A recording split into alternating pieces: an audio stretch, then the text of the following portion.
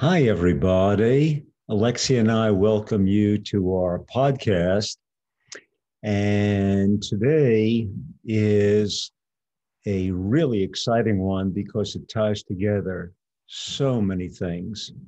And it's the new field of biotechnology, or what's called bioengineering in medicine. Great new discovery. Let's just start out with a quick story. Is I had a friend in Houston, Texas, when I was on the faculty at Baylor College of Medicine over 50 years ago, and he was a lawyer, and he was a good lawyer, okay? And everything was totally fine in his life, except for one thing. He was diagnosed as a child with dwarfism, not enough growth hormone. So he led a perfectly normal life. He was one of the best lawyers in Houston, but he was obviously, short. Okay. So the key is really growth hormone, also known as human growth hormone, same thing. And he came from a poor family, so his family could not afford to give him the injections of human growth hormone. Well, why was it so expensive back then? It was so expensive back then because it had to be rendered from human cadavers, okay, which is a complicated process to get out the pituitary gland, which is at the bottom of the skull. And then there are about 20 different hormones in the pituitary gland. So you need a long, complicated chemical extraction to get the one desired product, which is growth hormone. So very, very expensive. That was the 1970s. But then the 1980s came along, tremendous new discovery called biotechnology.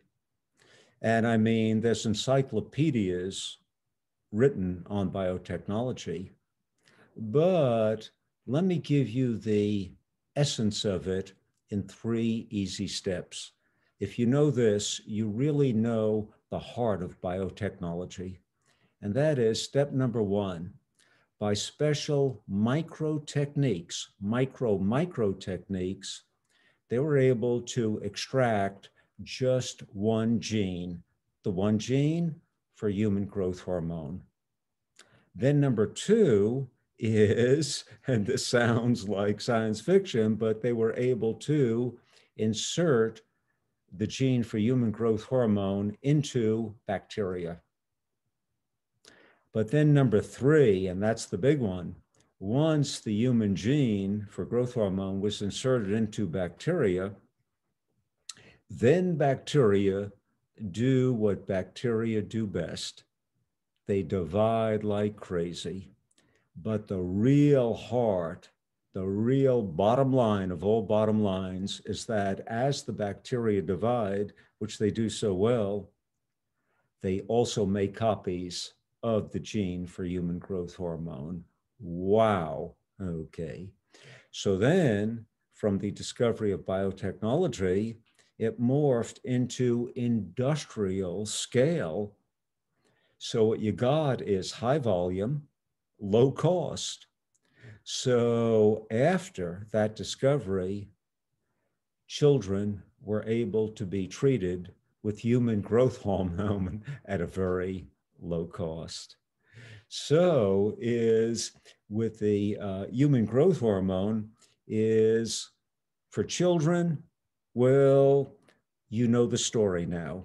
Children need growth hormone, just what it says, for growth, especially of the long bones. But then, how about seniors? Okay.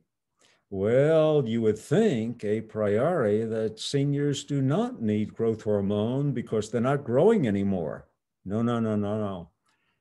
Us seniors need human growth hormone for repair. Every day, wear and tear, And then you need the growth hormone for repair. So it's very, very important for seniors. And again, like we always do, we follow Alexia's instructions, and Alexia always loves to help people big time.